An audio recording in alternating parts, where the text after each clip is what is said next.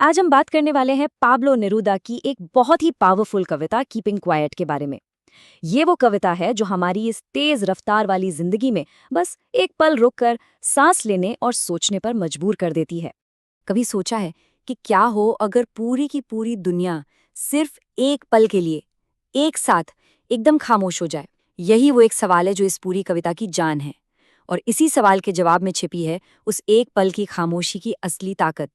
तो इस सवाल का जवाब ढूंढने के लिए कविता हमें पहले दिखाती है एक ऐसी दुनिया जो कभी रुकती ही नहीं, जो बस भागे जा रही है भागे जा रही है, और ये जो रफ्तार है ना, ये अक्सर बहुत नुकसानदेह साबित होती है।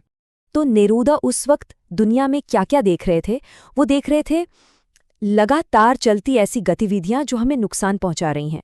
वो देख रहे थे खतरनाक युद्ध गैस से, आग से, और वो महसूस कर रहे थे कि हमारा रिश्ता सिर्फ प्रकृति से ही नहीं बल्कि खुद से भी टूटता जा रहा है।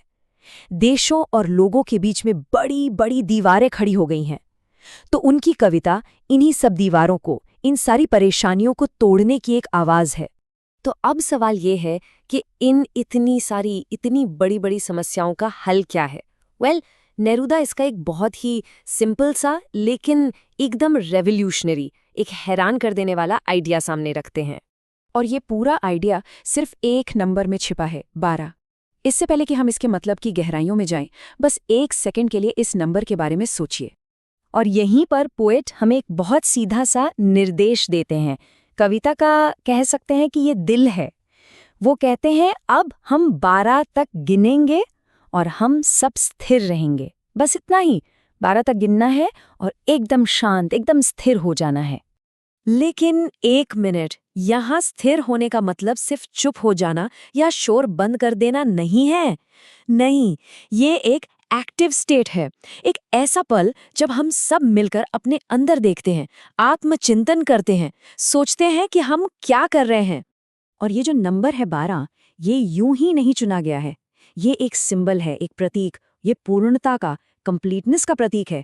सोचिए, घड़ी में 12 घंटे होते हैं, साल में 12 महीने होते हैं, तो ये एक इशारा है एक मुकम्मल ठहराव की तरफ।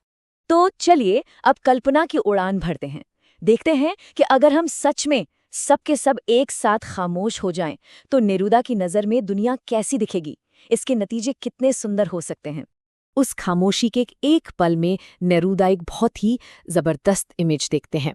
वो देखते हैं कि ठंडे समंदर में मछुआरे व्हेल को कोई नुकसान नहीं पहुंचाएंगे। वाह, ये वो पल है जब इंसान की हिंसा प्रकृति के खिलाफ थम सी जाती है।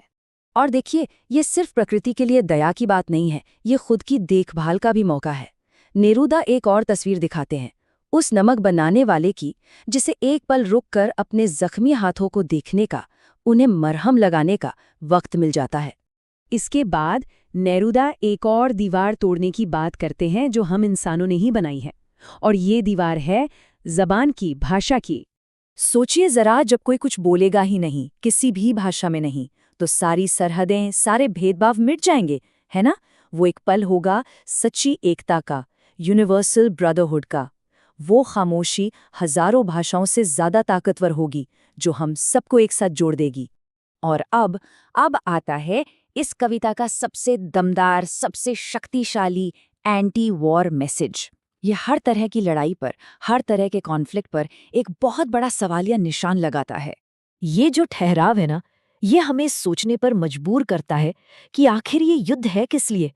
क्या फायदा ऐसी जीत का जिसके बाद जश्न मनाने के लिए कोई जिंदा ही न बचे? ये खामोशी शायद उस बड़े विनाश को होने से रोक सकती है। अच्छा, यहाँ पर एक बहुत ज़रूरी बात समझनी होगी। नेरूदा ये बिल्कुल साफ कर देना चाहते हैं कि उनकी इस खामोशी का मतलब कोई गलत ना निकाल ले। वो खुद कहते हैं कि उनकी इस शांति को टोटल इनएक्टिविटी, यानी पूरी तरह से निष्क्रिय हो जाने से न जोड़ा जाए। मतलब वो मौत की बात नहीं कर रहे हैं, वो तो जिंदगी की बात कर रहे हैं, जिंदगी को और गहराई से जीने की बात कर रहे हैं।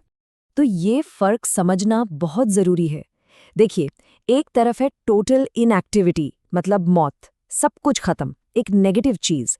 लेकिन दूसरी तरफ है नेरूदा की एक्टिव स्टिलनेस, मतलब जिंदगी। ये एक पॉजिटिव चीज है। ये रुकना है ताकि हम सोच सकें, खुद को ताज़ा कर सकें और जिंदगी को बेहतर ढंग से जी सकें। तो अब अगर हम इन सारी बातों को एक साथ जोड़कर देखें, तो इस एक पल के ठहराव का, इस खामोशी का असली मकसद क्या है? इसका एंड गोल क्या है? तो इस कविता के जो कोर थीम्स हैं, जो मुख्य संदेश हैं, वो कुछ इस तरह से हैं। सबसे जरूरी है शांति और एकता, लेकिन इनके साथ साथ आत्मनिरीक्षण, मतलब अपने अंदर झांकना और पर्यावरण के बारे में सोचना भी बेहद जरूरी है।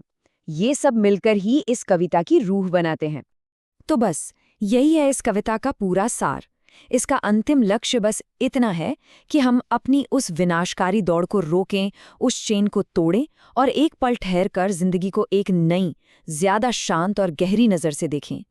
और इस विश्लेषण को इसी एक सवाल के साथ खत्म करते हैं कि अगर हम सब सच में एक पल के लिए एकदम खामोश हो जाएं, तो हम क्या सुनेंगे?